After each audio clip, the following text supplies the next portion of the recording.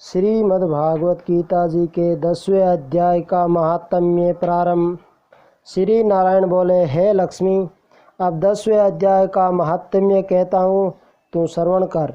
एक समय कैलाश पर्वत पर शिव, पार्वती और हम बैठे थे। एक हंस मेरे दर्शन को आया। हंस ब्रह्मा का वाहन था। ब्रह्मलोक से मान सरोवर को जाता था। उस सरोवर में सुंदर कमल के फूल थे। एक कमल को लागने लगा, उसकी परछाई पड़े, वे हंस चेतन काला हो गया, आकाश से गिरा।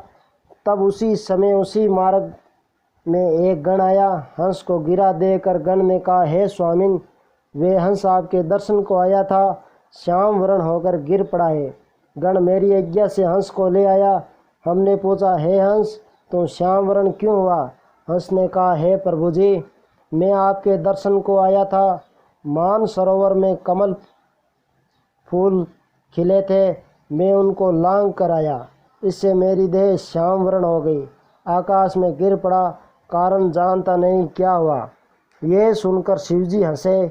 आकाशवाणी हुई कि हे शंभु जी, कमलनी से पूछो, वे कहेगी। कमलनी ने कहा, पिछले जन्म में मैं अप्सरा थी, नाम पद्मावती था। पिछले समय श्री गंगा जी के किनारे एक पंडित स्नान करके गीता जी के 10वें अध्याय का पाठ किया करता था। एक दिन राजा इंद्र का आसन चला।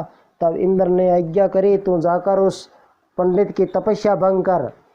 आज्ञा पाकर मैं उस विप्र के पास गई। उस विप्र ने मुझे श्राप दिया, कहा, हे पापिन, तू कमलिनी हो जा। उसी वक्त में कमलिनी हुई। अब मैं गीता जी के 10वें अध्याय का पाठ करती हूँ, उसी से मेरा तेज है। मुझको लांघने वाला काला होकर चेतन हो जाता है। तब हंस ने कहा, कैसे मेरा काले से श्वेत वर्ण होवे और तू इस देह से छूटकर देवदही पावे।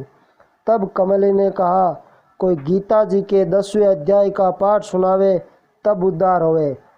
तब उस पंडित ने उस सरोवर में स्नान कर शालिग्राम का पूजन कर 10वें अध्याय का पाठ किया।